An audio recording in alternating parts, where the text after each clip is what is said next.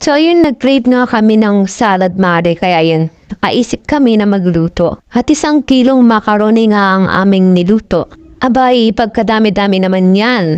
Sa pagluluto nga ng macaroni noodles mga mare ay dapat na magpakulo muna ng tubig, lagyan ng asin at konting mantika. At kapag kumulo na nga ito ay saka ilagay ang macaroni noodles at i-timer mo siya ng 15 minutes. Then after 15 minutes ay saka hanguin mo nga siya mare. Saka hugasan mo nga ito ng tubig at saka i-drain ito. Bali, proceed na nga tayo mga mare at sigurado naman na halos lahat alam nga gumawa ng macaroni or macaroni salad. Bali, isang malaking cocktail nga ang gamit namin at 2 creamy sada, 1 India di Vaporat, 2 Nestle cream at Edin cheese. Nilagyan nga din nga namin yan mare ng nata at pwede nyo rin yung lagyan ng kaong kung meron kayo kasi kami